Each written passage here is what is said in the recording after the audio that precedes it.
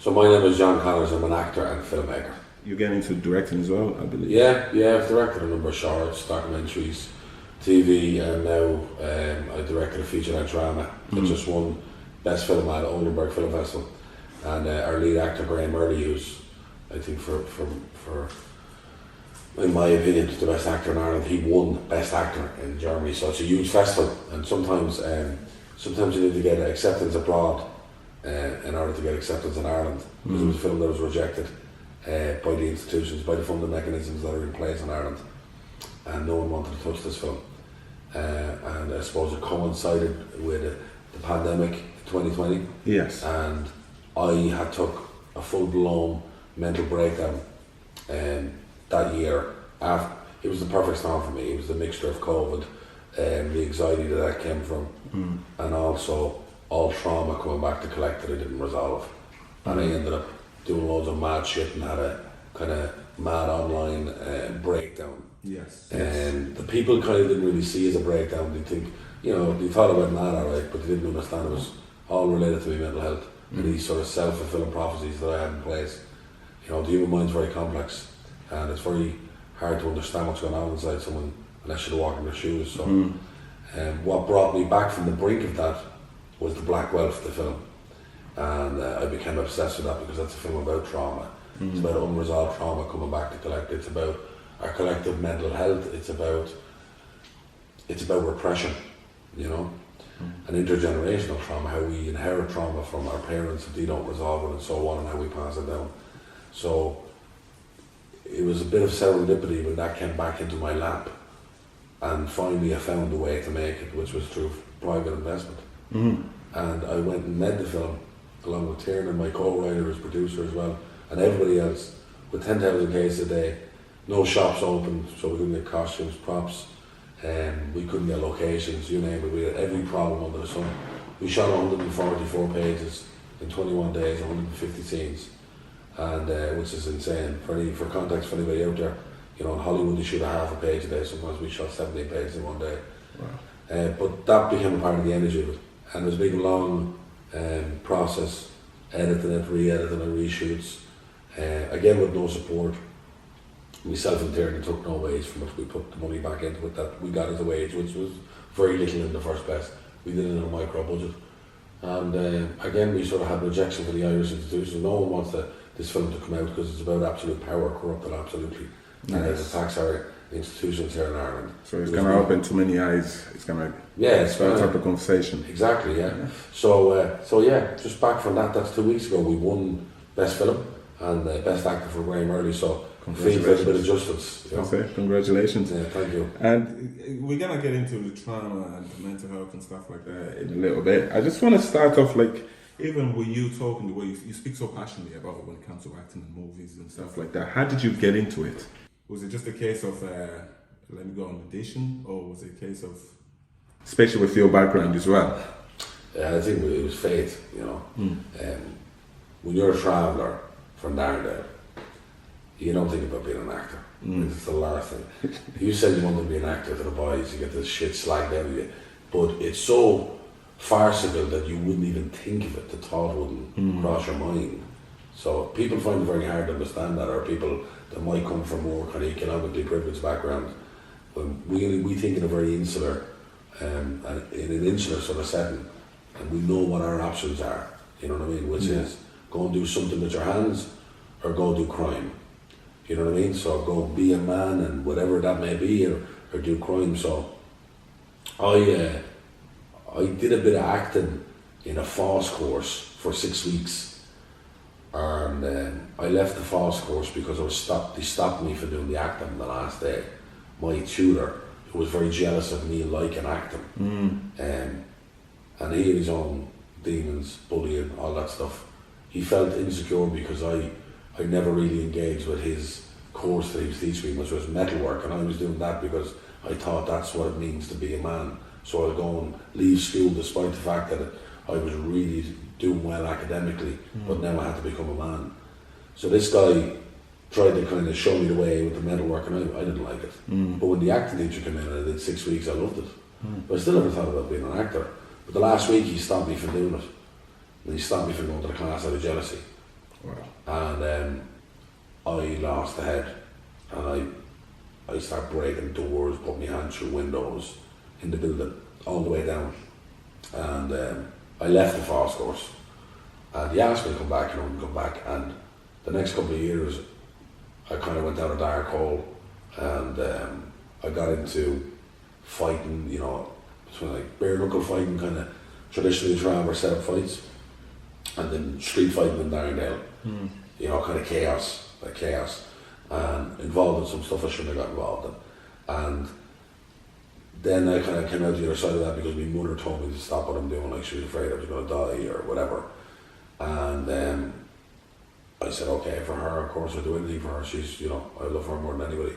So I gained 8 stone in about 2 years, 1 year and a half, and because I gave up the boxing as well, boxed 3 years, because I got this kind of depression and guilt. And then I was suicidal essentially, and was looking for a reason not to kill myself every day. And the reason was my mother. That was the reason, because when my father killed himself, she was crying every night for like 3 or 4 years, and we could hear her through the room. Wow. So I remember her cry. So her cry stopped me from killing myself for, you know, about 18 months, to the point where the pain was so crippling. I then went, there's the only thing I can do now. I'm gonna have to take that way out, because I need to relieve myself of pain. I would have rather than a knife slugging out through me. Actually, I would have loved that. And my behaviour suggested that, because I was putting myself in risky situations. Because like, fuck it, let someone else do it, you know?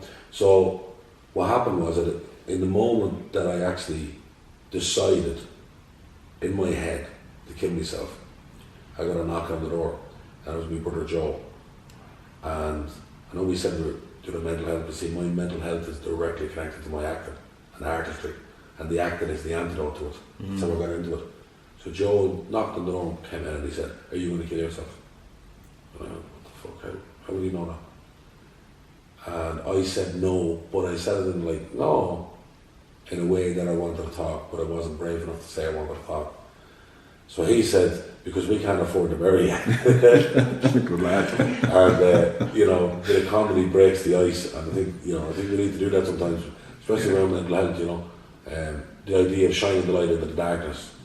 So Joe sat me down, we talked for about 2-3 hours, and by the end of it all, Joe basically came to the conclusion that I needed to find meaning, a passion, a purpose, which was very mature thinking for, you know, a 19-year-old young fella. My brother Joe was super talented, and you know, that's the sort of philosophy of Viktor Frankl, who went through Auschwitz, who was a psychotherapist who did psychotherapy with a lot of Jews in Auschwitz, and he figured out that the ones who either could find meaning, if not, they'd find a passion or a purpose, and they were the ones who would survive Auschwitz essentially. And he wrote a book about it to kind of change the psychological world. And my brother Joe instinctually knew this at 19 years of age, you know. Wow. So he's a very bright fella. So I rang up acting classes in Dublin, got it on Google. He made me do it actually. And it was the Abbey School of Drama and Music. Kathleen Warner Yates was the head of it. And I'm still friends with Kathleen now. I actually had the privilege of working with her in the film years later. And Kathleen became a sort of mentor to me. And she suggested that I do Adult for Fun, which was a course for, you know, an introductory course in the art. What was the name of it? Adult for Fun. Oh, so Adult for Fun. I thought it sounded like porn or something like that. Yeah. It sounded like that, I probably would have went for it. But from my perspective, it sounded childish. Yeah. You know, so, and I knew I needed something more intense, so I said, literally, have you got something more intense? He said, look, we've a 10-week scene study course, but everybody who's in it is a professional actor, and they have experience and all that stuff. And I said, I'll do that. And she went, but you know, you're going to be out of your depth maybe, or maybe try the other one. And I said, no, I'll try that. So she said, okay. I think it was the next week. So I had like €20 left on my dole, and I borrowed the rest. I think it was €290 of course. Borrowed the rest off my uncle and my brother. And then I needed €5 to get into town and back. So I got that off my mother. And went into the acting class, and I got sat around in a circle, and everybody started talking about their experience as an actor. And when it came around to me, I said, I've none. And it was kind of giggles. and I could tell people were going, what the fuck is he doing in this class? So I decided to leave the class, and decided to leave the class and go and run away basically. And an improvisational game got set up in which there was a shopkeeper and a customer, and whatever the customer said, the shopkeeper had to go along with. But the customer had to leave the room and then, you know, get in character and come back through. I've told the story a lot of times, but I'm sure your audience have No, heard there's always new ears to hear. Yeah, good. The customer decided that the shop was going to be a protein health food store shop because he was in good shape and he wanted to kind of brag about his good shape. And the shopkeeper was this black Brazilian man. Now, his colour is not important to me, but it is for a story, unfortunately. So this Dublin fellow from an upper class background came in and was like, you know, I'm looking for some vanilla protein and whatever, you know. But sounds like Laura. and everybody was sort of laughing. And it's not against people upper class, but everybody's sort of laughing and I'm laughing and, you know, I'm going, oh, that's not bad. But the next couple of minutes got darker for me because it seemed like he was being, first of all, patronising to this Brazilian man, second of all, racist. That's what it felt like to me. And me being a traveller, you know, facing discrimination all my life, I felt solidarity with this Brazilian man. And I got really angry and filled with rage. And depression and rage, they're like Siamese twins, you know. So I fantasised about grabbing this fella and throwing him out the second floor building and killing him. Because again, rage.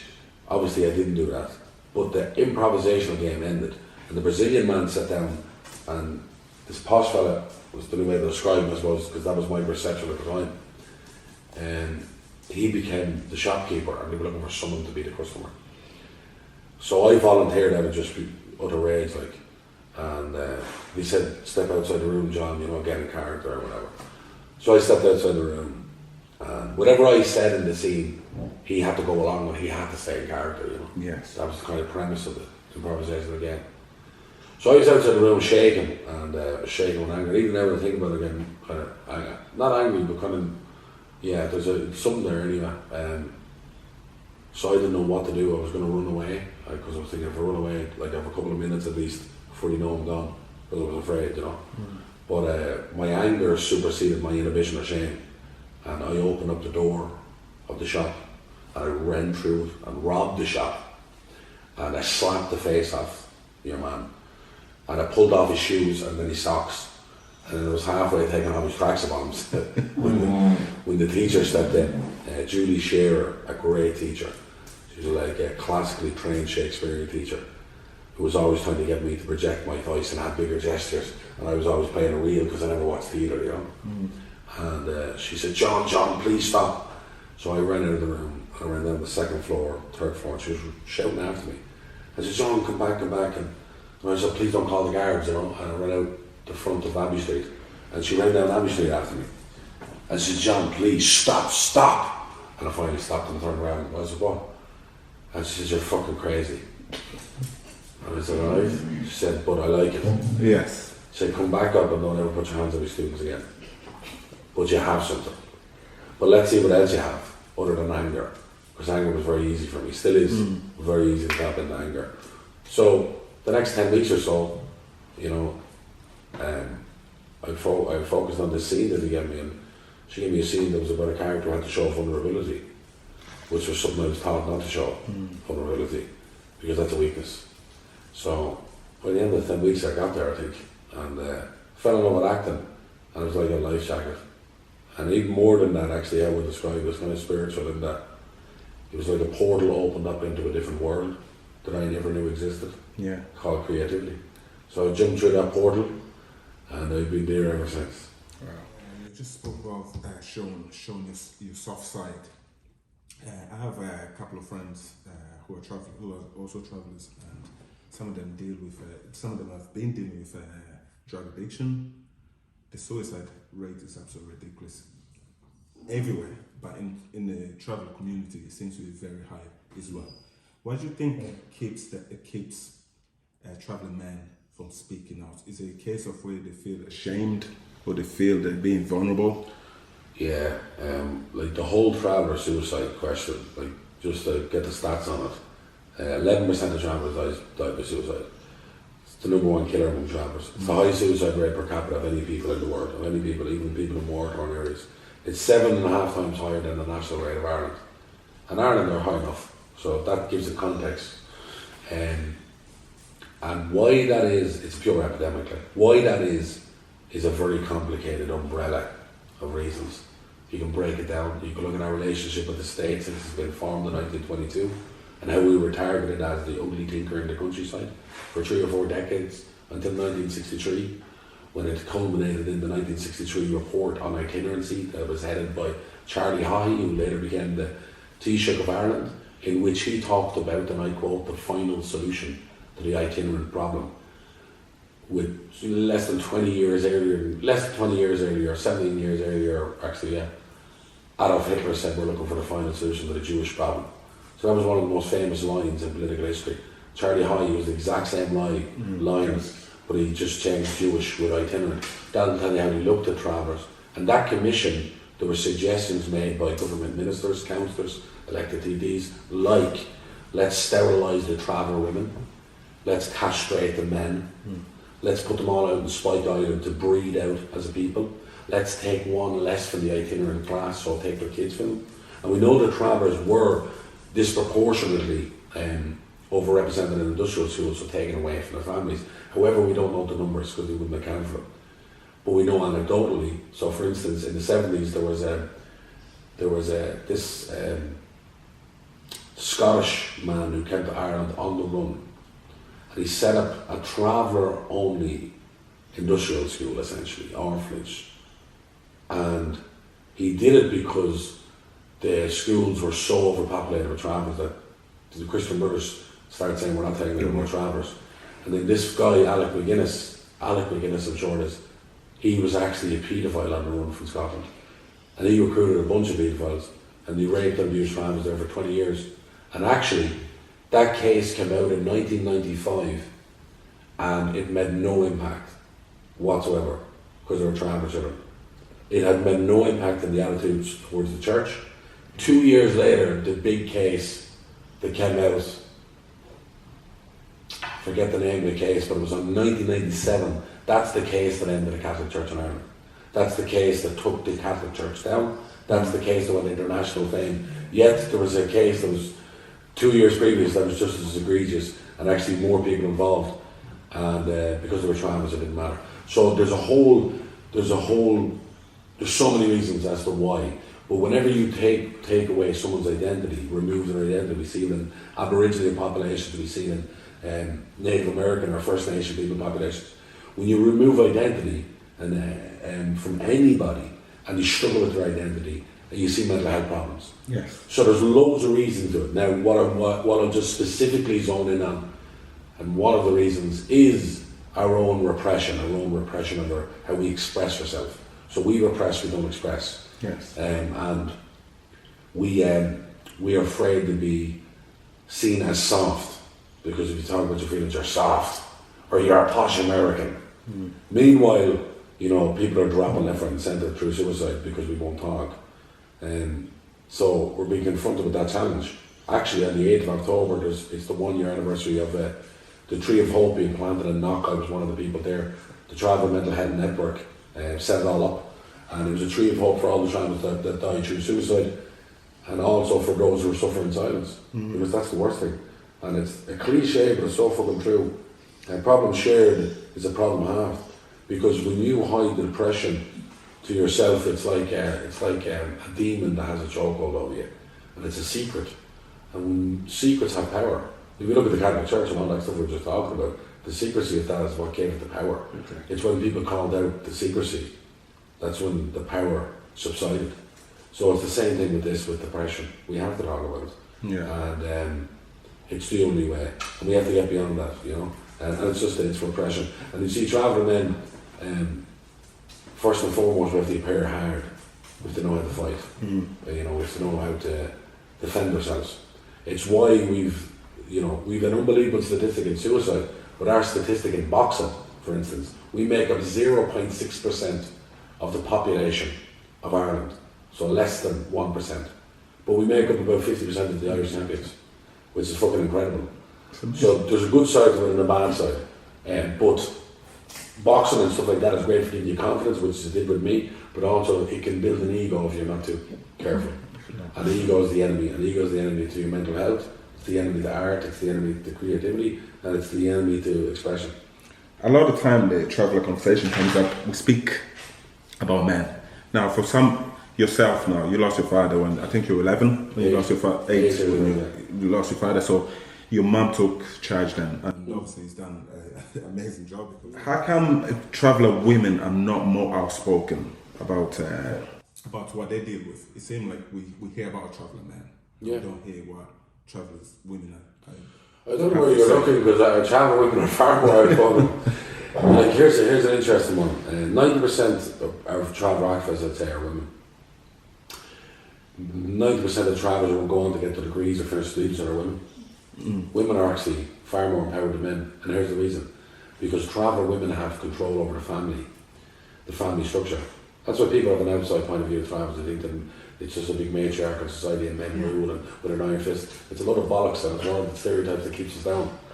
But in actuality, the women control the families. Women have to stay with the kids and whatever. And women have what?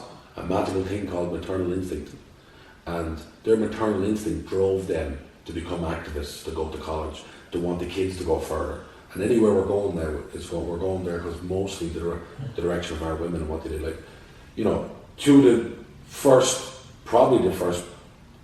the first kind of iconic activists were my granny, Chrissy Donoghue Ward, and her sister Nan Donoghue Joyce, who were famous activists from the 60s onwards and spoke in front of Nobel Peace Prize winners and Nobel Prize winners in Belgium and in Brussels in front of UN councils. And, you know, Nan Joyce got a standing ovation, you know, and this is a woman who couldn't read or write, you know. So actually the women, what you're seeing is more in pop culture, maybe, the men, because you're seeing, you know, bare knuckle fighting and whatever. And that dominates that and media. But that's coming from media coverage. That's coming from pop culture media coverage. And that means, in actuality, anything that's been done in our community, most of it has been done by women. Most of the struggle, yeah. And if you said that to my granny, she'd slap the face off you. No, the reason why I asked that question is because... Yeah. But you're seeing it from a pop culture exactly. and a film and all that, and you're right, you're actually right. But if you look at that, that's not Travis doing that. That's 7 people who are making those things. And that's 7 people who are writing those articles. That's 7 people who are making those films. You know what I mean? Going back, it's something that me and you have in common. So when I first came to Ireland, I didn't really understand I didn't know there was travellers. I didn't know there was country people. I didn't know there was a separation between country people and travellers until I went to Jobson School. Until I heard one of the girls being called a K-word. Yeah. I actually felt closer to travellers then because I felt like, oh, we're the outsiders. My knacker. You know what I mean? So I was like, I always found it not confused, but because I do have good traveller friends. Sure. But I also have travellers who I clash with. Yeah. Like everywhere else. But from my point of view, I always think, why are we not closer as black people and travellers? Because we've all experienced the racism. We've all felt like the outsiders. Why do you think that is? Yeah, do you know, it's funny you say that actually. I grew up, the camp I grew up with like 53 first cousins in a camp. Huge camp, like, and God knows how many second and third cousins, aunts and uncles, grandparents, friends of the family that all live together. And my uncles actually, the people I actually say that are most like travellers are Nigerian men. Nigerian men are most like travellers. See, Nigerian men and traveller men, they're so alike. Because for years we had Nigerian men come into our site, and they'd come in and there'd be 5 or 6 of them, and there'd be 5 or 6 of say my uncles and friends, and it'd all be a deal. It's all about a deal. What's the deal? Well, they're going to buy this car, or they're going to buy this laptop, or whatever it is, and they do exactly what we do, which is, go on, give them, go on, give the thing, and we're like, oh, fuck off. And then he's asking too much, no, he's blackguard now. And like, you get 6 or 7 Nigerian men, 6 or 7 men, and they're behaving the exact same. And then the Nigerian men also are very masculine men too. You know what I mean? So actually, I've always had a kinship with Nigerian men, specifically because they're, I suppose, the men that I've been from Africa, from the African continent that I've been exposed to, but very like traveller men. But I think you're right, like people at the so-called bottom are people who are discriminated against. we should be showing solidarity together because we can help each other, we can learn from each other. I mean, I did the Dongo podcast the other day. Yeah, I was watching that. We actually lived across the road from each other when he was younger. He's younger than me. No way. Me, our family and friends. He's a lovely fella, I love him. Isaac. He's a fucking staunch cunt and he's honest, you know. He's an honest guy. I love that, you know. That's it. And to me and him, we had that conversation. It's about bringing us together. Yes. That's what it is I agree. You know, because we need more of that solidarity, man, you know. That's it. Because we're stronger together. Yes. And you know, if you look at the old British colonial tactic of divide and conquer, it's what they do. You know, divide the people at the so-called bottom and make them feel like they have something against each other. They get busy arguing then while they take everything from us. And this system still happens now. Absolutely. To this day. It's in place. Well, you know, everything in Ireland has been inherited by the British structure. You know, and we were the longest colonised people in the world, the Irish. And all our institutions are British institutions. You know, our judicial system, our medical system, everything derives from the British system. So I think we should have fucking, when we got rid of some of them anyway, we still have some of them around. But we got rid of some of them, we should have come up with our own system, you know. That's it. So after accomplishing everything you've accomplished, what would, like, if you could go back, what would you say to your 10-year-old worried self? Like, looking back now, if you could go back, what would you say to yourself? My 10-year-old self. Between 10 to, say, 14. You know, it's a hard question because there's sometimes, you know, I've advice to give them, but I almost go, I'm glad he didn't get the advice. But to other people, because for me, maybe, because that got me here. And everything that I thought at the time, that was the end of the world for me. Or every mental health breakdown, because I've had a number of them. And I've been on the brink of suicide a few times. I've had massive failures. And people represent me wrong. And thinking I'm one thing that I'm not. You know, that's the hardest thing. You know, this online world where we mostly live now, this kind of technocratic world, when you've, 10,000 people and you're going viral for the wrong reason and they're saying you're this, that or the other, and it's literally the quite opposite of who you are, that stuff is hard. And so there's loads of stuff I'd give myself advice and all the way along the way, right up until a few years ago. But at the same time, I'm glad I didn't.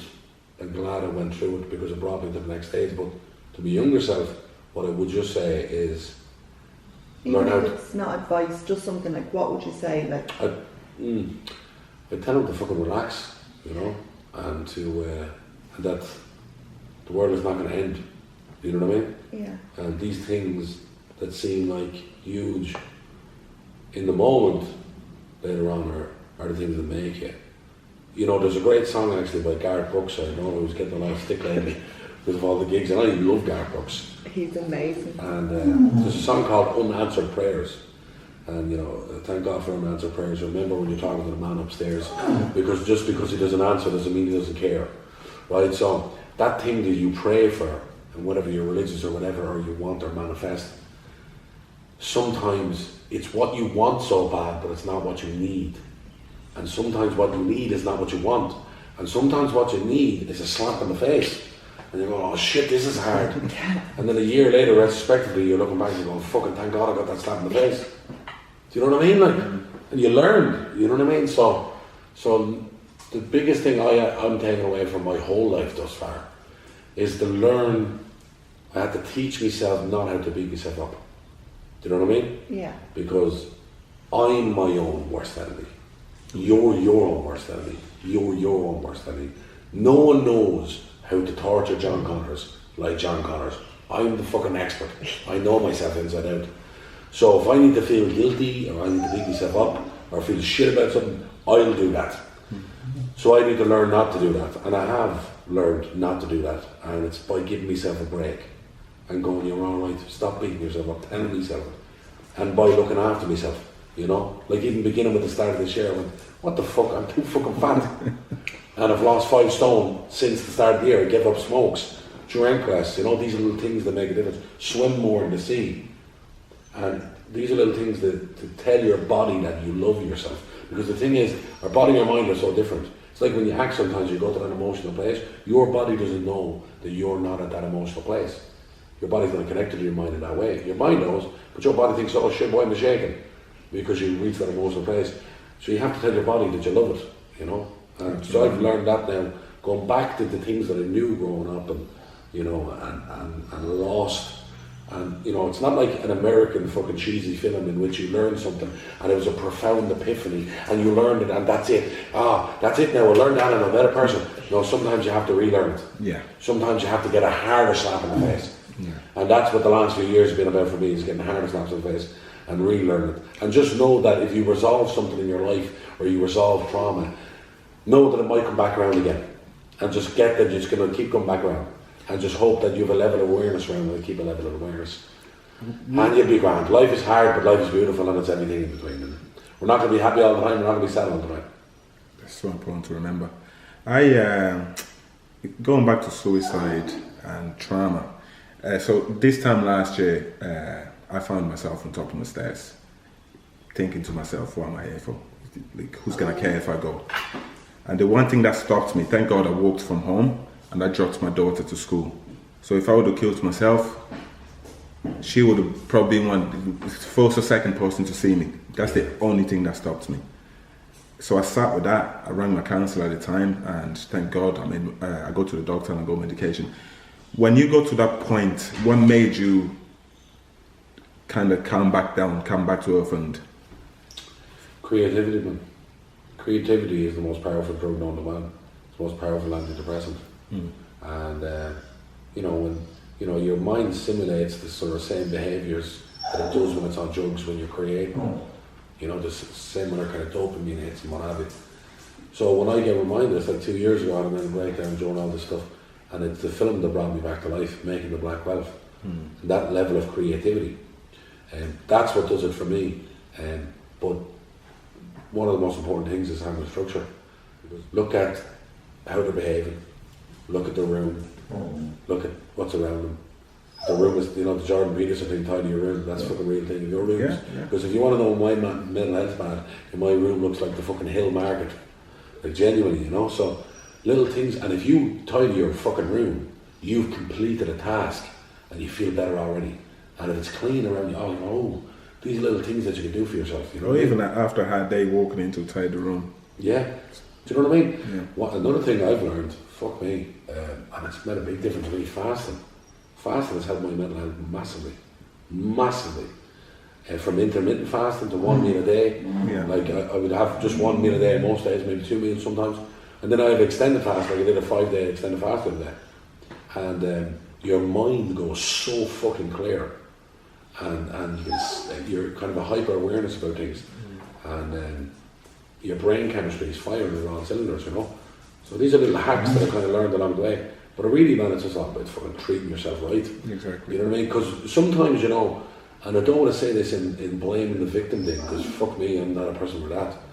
But, you know, if my own father could have committed suicide, I've been there. But sometimes we do get to a level in our depression in which we embrace it too much, and because we want people to show their love and accept.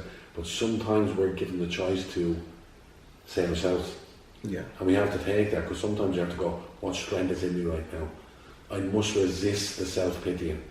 It's so easy, and I get it, because we all want love, and we all want people to love us and hold us and accept us.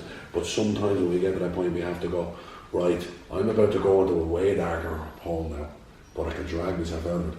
And drag myself out of it might mean get up, get dressed, go on a walk, go on a fucking cliff walk, throw yourself in the sea, go to nature. Because a lot of the reasons why we're suffering with depression and all this is because we've been removed from our natural habitat.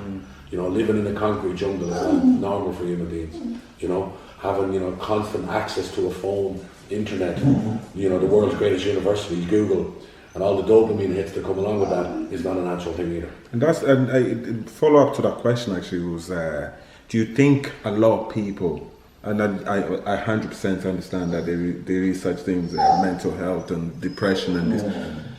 At the same time, do you think some people are using as an excuse to get away from doing the hard work? I don't want to go to the gym because I'm depressed. I don't want to go for work because I'm depressed. I don't want to go to my job because... Do you think that's playing a part nowadays? Because it's... I do think that can be an element, man. Everything you're saying is with the rise of social media, you know. And the rise of social media, you know, there's a direct correlation with the rise of anxiety. And I think a lot of that is down to what people get from social media. So they get a dopamine hit when people like the picture, when people share the picture or comment. And they've been designed by cognitive scientists. Like this is deliberately done, people don't realise this.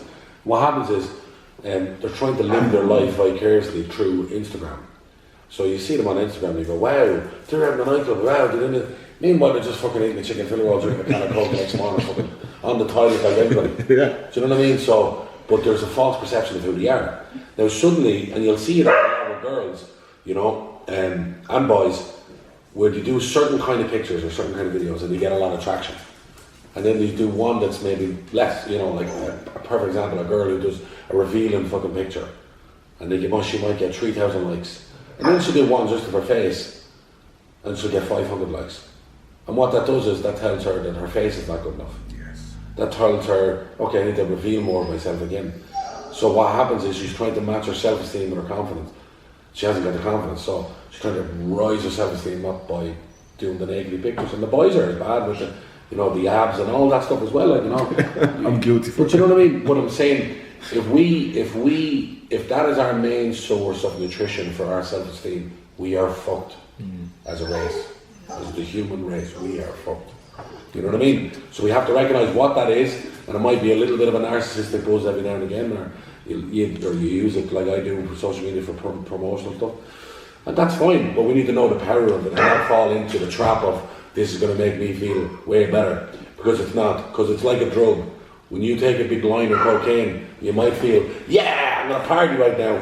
But an hour or two later, where are you? You know, and it's the same with social media. And apart from your family, what is John Connors grateful for? I'm grateful for my sight, for my hearing, the fact that I'm able to move my body, as broken up as it is throughout all the years of boxing and street fighting. I'm grateful for things I got genetically, and I directly inherited, let's say, my intellect from my father. My father was an unusually bright person. They call him the professor, and I was the highest tested person in class to do like entries exam history. And again, it's not a brag, I inherited from him, so that I'm really lucky for that, you know. I'm lucky I have the gift of the gab, because that's helped me get into some situations and get out of some situations. My two brothers are the exact same. We all have the gift of the gab, we have a bit of charisma. We never have a problem pulling women, you know. All these things are small things, but they're big things too. That's it. So I'm grateful for all those kind of natural genetic fucking talents that I got. And I'm also, in a weird way, grateful for the trauma now, because it's made me who I am. The reason I'm an artist is because of trauma. There is no artist without trauma. Exactly. You can't be an artist without trauma. It's actually impossible, I think, to be a good one anyway. So I'm grateful now just to be alive. You know what I mean? And I realise that I control over my own destiny, and I make the moves. And no one's gonna say yes or no and sway me one way or another. I'm gonna make every move I want, because I'm unstoppable because of my mindset. Just like you're unstoppable because of your mindset, or you. It's up to us. No one can stop us. Like I always say, you know, thinking about hurdles, it might be being a tramp, or it might be being a woman, it might be being black. You know, we make these excuses. That's why I'm not going to be successful. What this, that, and the other. It's a lot of box.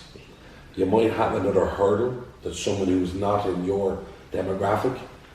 It might be harder. It might be way harder. But the hardest thing of the whole thing, the biggest challenge, is your own mindset thinking you can't do it. Yeah. And I think the thing, if you realise that, you sharpen those tools better than anybody. If you go through trauma or discrimination or whatever, you just have more sharpened tools. You're actually going to be better than anybody else. I truly believe that everybody has a purpose in this life. Yeah. And some people are lucky enough that they see the purpose before they go through the dark times. But I found my purpose when I hit my darkest time. Yeah. That's when I realized I had a purpose. Exactly my what I did purpose as well. was to help people. That's what I was gonna. Yeah. What do you think your purpose is in this life? Well, it's about your own purpose, you know. So for me, my purpose is to create. Creativity. Whether that's acting, writing, directing, whether it's creating structures in place for some people, whether it's helping people, it's creating something. And that comes directly from all the trauma, all the pain, all the hurt. And that transferred into a want for express. So I don't want to repress anymore, I want to express, and how I express it through creativity. But also, I realised a few years ago that I can't just use that as the only vehicle in which I express. you know, I have to also do it verbally, like I'm doing right now with you. No matter how uncomfortable it feels, and no matter how much I say that it's the way, it's still hard for me. So, expressing and creating, that's my purpose on this earth. I think that's a perfect answer, because I think for me, watching your videos, you have helped me without you even knowing. To seeing somebody that's gone through, I feel, going back to Travellers and Black people, I truly believe that we have gone through the same journey. Absolutely. And yeah, thanks so much for taking the time. Thanks for having me. No, I felt the same as well. And with this conversation, it's great just sitting down with people, talking about these important matters, because it's not normal. Yes. And we have to make it normal. Yes. You know what I mean? And even today now, I'll go away from this today and go, I feel really good now. Yeah. I feel amazing. I feel amazing, yeah. Isn't that proof that This this is shit definitely the works? best one, Mike. Cut that out, though. You won't get another person to do it now. Exactly. But no, John, thank you so much.